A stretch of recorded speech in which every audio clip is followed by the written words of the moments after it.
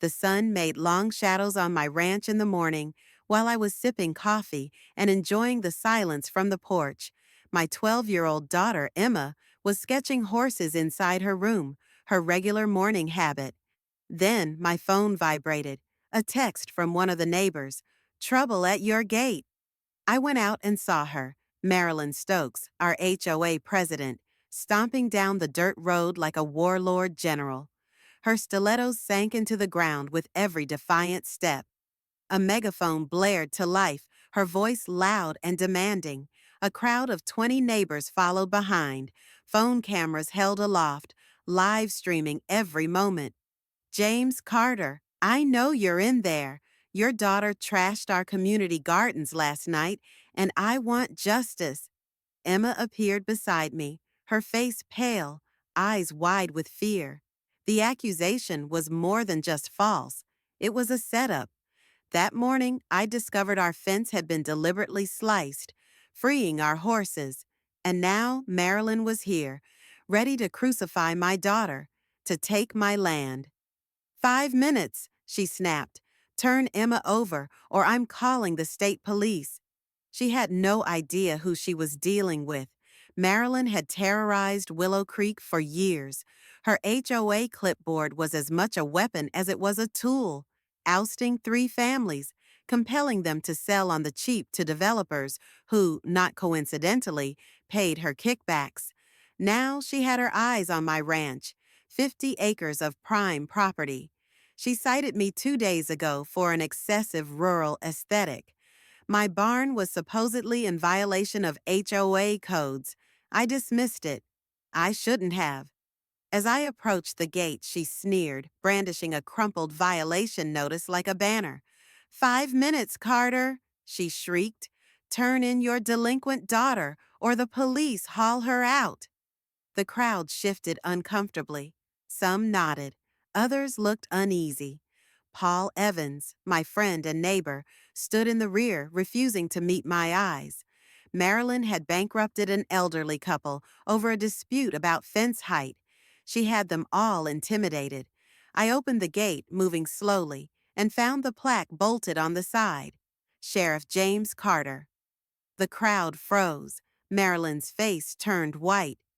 "You want cops?" I replied softly. "I'm Willow Creek's sheriff. My daughter is innocent, and that fence was cut last night. When I catch them, they'll have felony charges." She regained her composure with a screech from the megaphone. "How neat! The sheriff defends his criminal daughter. Your horses ruined $10,000 worth of garden beds. She will pay." Emma stood behind me, shaking. I'd had enough. 10 years as sheriff had taught me something. Bullies like Marilyn only respond to one language: strength. "Listen closely," I said, advancing, my fingertips drumming steadily on my leg to maintain my calm. "I arrest bad people for a living, and today I'm arresting a self-serving HOA despot." Gasps spread through the crowd. Cameras zoomed in. Marilyn addressed the cameras, playing the victim. "You see this? He believes that his badge gives him carte blanche to let his daughter destroy our community." She timed out on her phone. The buzzing counted down like a time bomb. Emma whispered, "Dad, I promise, I locked up the horses last night." I knew she was telling the truth. She'd been tending to those horses since the time she could walk. This was a trap, and Marilyn was behind it. As the countdown continued, 3 minutes, 2, 1, I silently promised my deceased wife, Sarah, whose picture remained on our mantel, I would defend Emma at any price. The timer shrieked. Marilyn lifted the megaphone once more. "Time's up," she gloated. "I'm calling the state police to report your negligence and your daughter's destruction." But that evening, as I watched security footage, I stiffened. The fuzzy clip depicted a figure by the fence at midnight, knife at the ready. The silhouette was deadly familiar. The next morning, I was at the station boosting the footage when a text message from Emma appeared on my phone. "Dad, Mrs. Stokes is back. She's talking scary things about my future. I'm freaked out. My heart racing. I hopped in the truck and made every speed limit I'd ever ticketed in my life. When I arrived home, Marilyn was waiting at the gate, alone, holding a folder covered with school letterhead. Emma stood on the porch, phone held out, taping everything. Marilyn's voice was full of venom. Too bad when a girl's reputation is ruined by behavioral problems. One complaint from a trusted HOA leader can devastate her college prospects. I pulled up hard, positioning myself between her and Emma. Leave my property, Marilyn, now. She only sneered. Marilyn brandished the folder like a sword. Just assisting the sheriff, she snarled. This ranch is more than a single father and a rebellious girl can handle.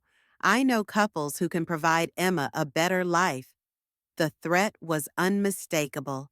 She wasn't just after my land, she was after my child. It was gossip, James. Whispers about a girl left behind while her dad gallivanted as a cop. She sped away, leaving dust and fear in her wake. Emma wept.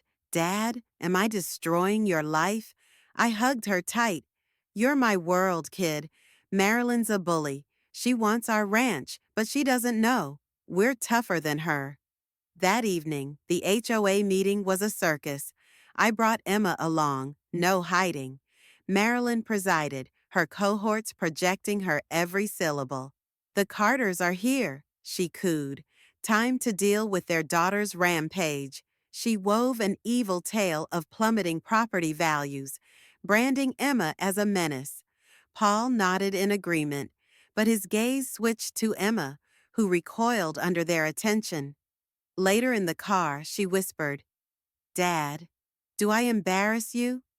Maybe if I wasn't here, she'd stop. My heart shattered. You're my pride, Emma, I replied. Marilyn's afraid because together we're unstoppable. Later, I phoned my deputy, Mike Torres. Dig into Marilyn's background, I instructed. Mike didn't flinch. Already doing it, boss. She has a history of coercing families into selling. Emma surprised me that evening. Dad, I videotaped Marilyn at the gate. Was that all right? Pride surged within me. My frightened child had outwitted a predator. Next, my phone vibrated with an anonymous text. You can't protect her forever. 3 days after that, Marilyn exploded. I was at the station when calls poured in about a commotion on my ranch. News trucks filled the driveway, cameras rolling, as Marilyn, crisp in a suit, loudly blew through a bullhorn. Get your hands off this neglected child, abandoned on this dangerous ranch. A greater audience, bemused officers, observed her drama. She played it to the hilt when I would be out of the way. I arrived, badge shining, and confronted Officer Lisa Grant. Sheriff, we received a welfare check call from Mrs. Stokes. I nodded. Emma's okay, Lisa. This is harassment. Marilyn yelled through her megaphone. He uses his badge as a shield. This ranch is in 12 HOA violations, risking a child's safety. A dubious reporter sought my reply. I faced the camera squarely. Marilyn's been terrorizing my family to force a sale. She's targeting a girl who lost her mom 2 years ago. This is greed, not concern. The crowd murmured uneasily. Marilyn waved her folder triumphantly. 5 minutes of compliance, she barked. He refused. Lisa returned with Emma, who said quietly, Mrs. Stokes told me I'd be better off without my dad. The mood shifted. Paul stepped forward. Marilyn, this is too much. She flared back. I'm saving this community myself. At the gate, she spat. This isn't done, James. I'll own that ranch. That night, with a court order, I gained access to the HOA's email system. Marilyn hadn't logged off. Her emails with a developer guaranteed a 6-figure payoff on my land. I sent it to Mike. We've got her, I said. She's making money off fear. The following morning, my 65-year-old neighbor Ellen Wright sat on my porch, sipping coffee. Marilyn pulled this on the Garcias 4 years ago, she said. Bullied them until they sold low. She received a settlement. I have records, James, but she has lawyers. A text message broke her off. Ellen, my house. 5 minutes or I reopen our lawsuit. Ellen departed but called afterward, jubilant. I played scared. Let her brag about your ranch. Her computer was on, so I sent her evidence of Marilyn's developer agreements. She'd staked everything. Marilyn threatened Emma. Nobody gets to hurt my child on my watch. Paul came over, anxious. Marilyn's got something in the works for tomorrow's town hall, he cautioned. She says you abused your authority. I signed documents endorsing her, but I immediately regretted it. The papers claimed I'd abused resources. Marilyn was preparing to take away my badge. That evening, a package sat on my front porch. A picture of Emma marked with a red X over her face. Sleep eluded me. The mayor phoned at dawn. James, there are claims of misuse of resources. Come in. In the mayor's office, Marilyn sat complacently next to a pile of coerced affidavits. He's made the sheriff's department his personal militia, she sneered. State investigator Karen Halt interrogated me. Every move, every file check, every background inquiry. It was distorted into corruption. The mayor spoke softly. You're on leave, James. Surrender your badge. The stroll to my truck was a sentence of death. 20 years of service wasted in 5 minutes. Emma sat at home, crying. They're saying I'm not safe with you. Online trolls declared me unfit. I held Sarah's photo in the barn. I'm failing her, I said softly. Mike came at sundown. They shut me down in the meeting, I replied. Told me I'm biased. Karen's exposed the system's weaknesses. Later, back at the HOA office, I caught Marilyn alone, gazing at a locket bearing a man's picture, her deceased husband. This town's all I have, she murmured, then closed it tight and went back to work. For an instant, she was human, fragile, yet still deadly. I'm not strong enough, I informed Mike. She's destroying Emma. The town hall was filled and streamed live. Marilyn clutched a new paper. This is Sheriff Carter's corruption, she asserted, displaying real estate ads and reports on child welfare, saying Emma needs to be removed. His ego won't destroy us. Ellen rose, finally breaking her silence. Enough. She played a recording of Marilyn scheming to remove her and me. This town is mine, Marilyn's voice snarled.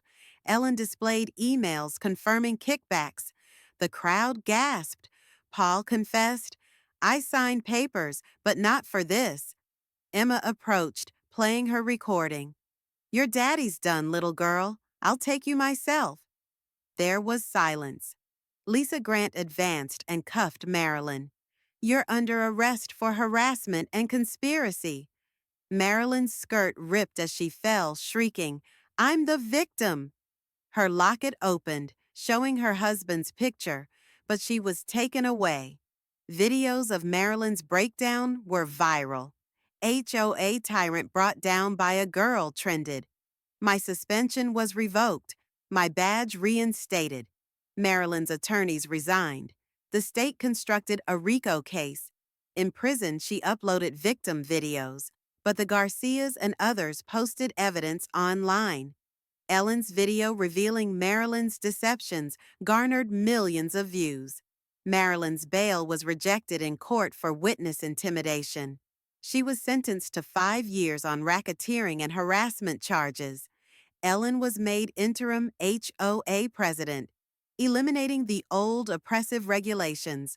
Paul advocated for transparency. Emma and I began Freedom Ranch, a riding program for children to gain confidence.